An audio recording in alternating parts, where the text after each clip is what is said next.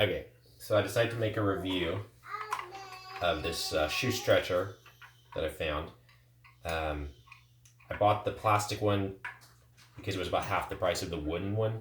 This is the kind that stretches the instep, so lifts up, and I'm not sure if you can stretch length or not, but you can definitely adjust the length.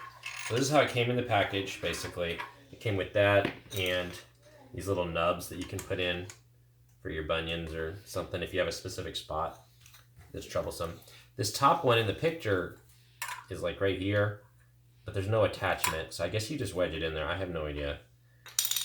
Maybe it's for extra height. So I already put one in. I'm gonna show you how to do the other one. Then my initial impression was that it was much heavier than I expected, because I expected it to be really light and flimsy and basically break. It hasn't broken yet, so this is also my first time using it though. So I'm gonna put this in here. So these shoes are great, but they're too tight in the instep. This particular one. The newer model is not like that. The newer model has a gore, but these are too tight in the instep. So what I did was put this alcohol, rubbing alcohol. All the shoe stretcher solutions online, all the reviewers say it's just rubbing alcohol and water. So I decided just to use 70% strength rubbing alcohol to do that. Get it on there. You might want to test for collar fastness. I don't know. It's possible that it could bleed. Anyway, getting that leather soaked is pretty wet. And then you want to jam this thing in there. Which goes in, it starts off pretty closed. And then you do this section first, because this is turning this little screw thread here. So as this goes in, it pushes that outward. So you just got to keep doing this. It takes a while. It took me a while to get the other one going.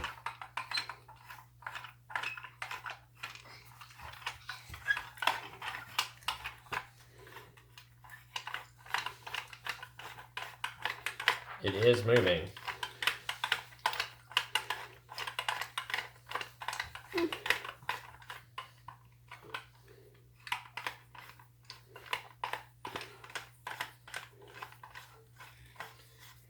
And it needs to fit here so that when you start stretching the instep or the vamp area, that it doesn't want to pop out, because it is a huge wedge.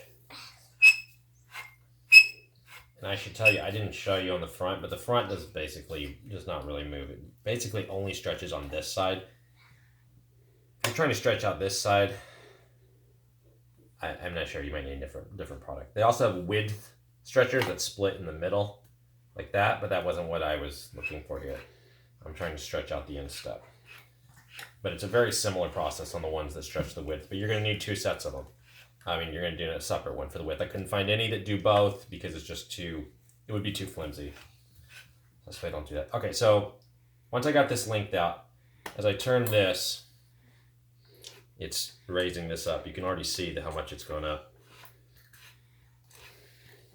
And then you can listen. Okay, be real quiet.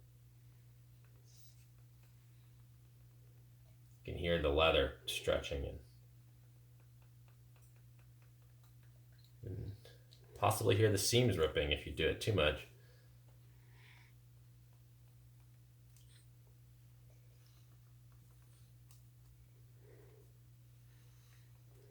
So this feels pretty strong. Doesn't feel like it's going to break. Feels like the shoe's going to break first. Obviously, if I do this enough, it will break something.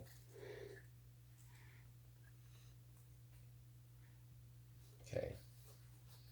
I can feel the seams are kind of at the, yep. I can feel seams starting to. So that's it. I'm going to leave that there for at least 1 day, maybe 2 days. I'm no hurry.